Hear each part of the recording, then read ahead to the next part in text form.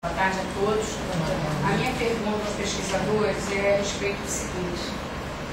É uma colocação. Importantíssimo trabalho para a sociedade. Nós precisamos de uma universidade que seja extramuros. Eu gostaria de saber se esse trabalho científico tem a ver com as OS. Se tem a ver, se tem alguma coisa com a aprovação das OS na semana passada. Organizações sociais. Tá, aqui. Quanto à questão da falta de infraestrutura... Deixa eu só te esclarecer, isso na verdade o processo vem desde 2005, né? Então é só que aí foi uma obra, o prédio agora, coincidentemente, agora está perto da inauguração, tá? Mas não tem nada a ver com isso. Só um momentinho. A Luísa Maranhão é a nova conselheira da P21 que entrou na conferência, pela conferência, representa a Câmara Comunitária de Botafogo. Quanto à questão da falta de infraestrutura econômica da família, na realidade, hoje, o salário mínimo é de R$ 545. Hoje, um cuidador, para ser contratado, uma família que tenha um idoso, nessas condições que a ilustre doutora apresentou, é muito difícil a sobrevivência, a condição de custear o tratamento desse idoso. Tá? Então, essa é uma realidade socioeconômica que não foi abordada. Tá? A família brasileira tem condições de infraestrutura contra esse envelhecimento saudável?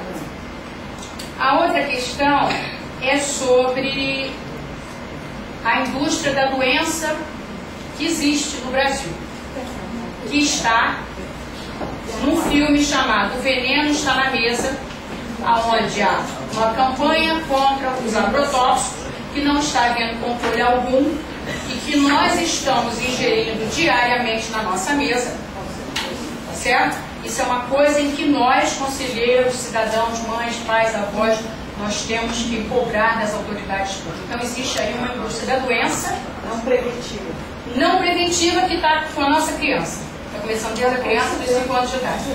E a outra questão que eu gostaria de colocar, que também é um outro documentário, é a criança, a alma, a criança, 2 pontos, é a alma do negócio. Esse documentário foi elaborado por um pediatra da Faculdade Maternidade e Escola da UFRJ, o Dr. Maurício, juntamente com os pesquisadores, em que a criança na Europa já, nos estados italianos, holandeses, gregos, não é mais autorizada a publicidade de produtos alimentares que não são condizentes com a saúde e o crescimento da criança. Por quê?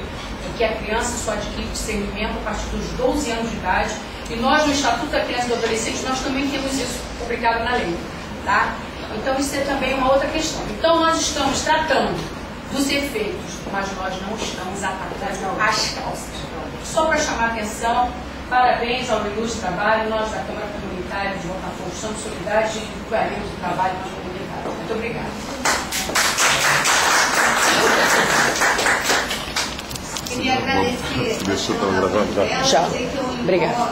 Concordo totalmente, né, em relação a esse problema financeiro, da dificuldade que tem de cuidar de um idoso em casa, né, mesmo que você não tenha um cuidador, mesmo assim, só o que você gasta, às vezes uma pessoa que tem incontinência, de fralda, de medicação, é muito dinheiro. Ninguém tem dúvida que esse é um problema extremamente importante e esse é um problema que nós certamente vamos discutir.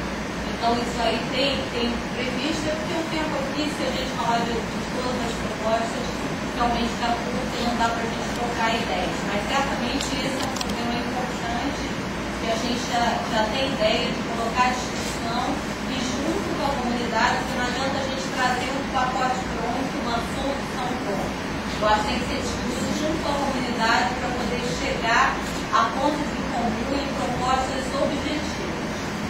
A segunda coisa em relação a essa coisa da indústria da doença, né? Certamente o conceito de envelhecimento ativo, né, começa lá na criança, tanto nome inicial do centro era alguma coisa de apoio ao idoso e tal, e depois a gente discutiu para mudar, porque não é uma coisa restrita ao idoso, né? Então a gente tem que discutir como ter um envelhecimento adequado, começando certamente na infância até a idade mais avançada. Mas eu queria só ressaltar, muitas vezes a gente tem uma ideia, a pessoa já tem 80 anos, não adianta mais fazer medida preventiva com ela. Isso é muito errado, né? Existe uma eficácia importante de várias medidas, por exemplo, o controle da pressão arterial tem uma eficácia enorme, principalmente nas pessoas mais idosas, né? Então, a gente está procurando chamar atenção, porque isso é uma ideia que muitos médicos têm de uma forma errada, que não vale a pena prevenir doenças do idoso. Então, isso é errado. Então, a gente está chamando atenção para a prevenção da doença do idoso, que é muito importante. Sabe?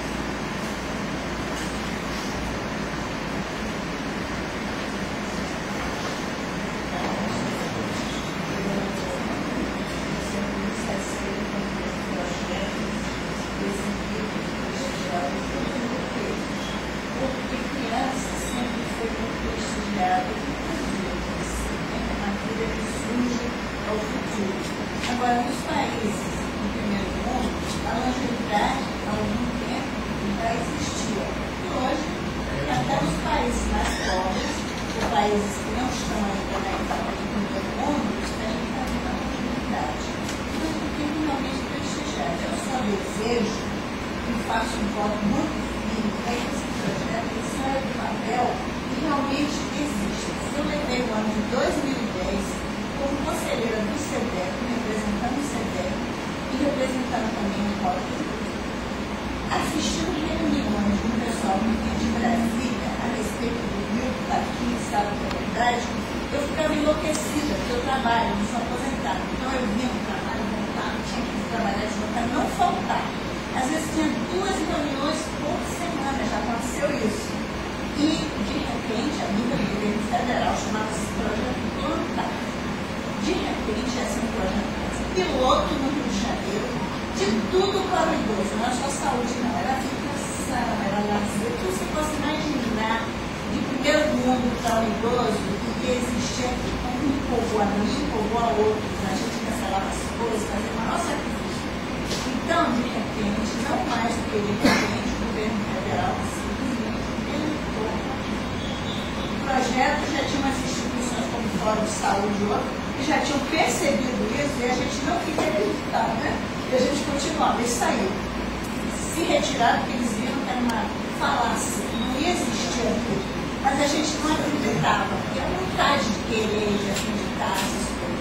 Um belo dia, depois daquela terceira toda, aquele sacrifício todo, deletaram, não tem verba, mas não deram a menor satisfação. E o pessoal do Brasília pagava passagem de avião para eles. Era um cachê que saiu de uma ONG contratada pelo governo federal.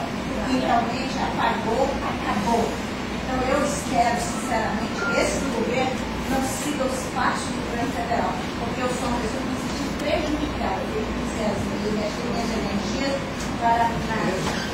Dinheiro, porque eu pago o estacionamento, eu não tenho estacionamento, eu não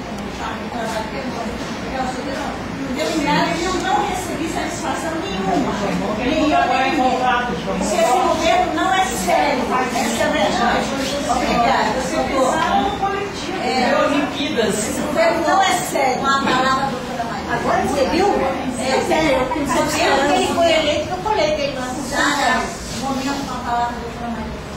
Cara, eu sou solidária ao seu protesto, eu como você também, várias vezes, ao contrário, você pelo menos estava na cidade, várias vezes a gente foi a Brasília para inúmeros projetos, para quem não sabe, a diária não paga você ir a Brasília, porque só de táxi você gasta R$80 só de táxi, então se for pagar refeição e hotel, a diária não paga ir a Brasília, então 500 mil projetos mirabolantes que não saem do papel. Então eu posso garantir para vocês, assim, o prédio está pronto, quem quiser ir visitar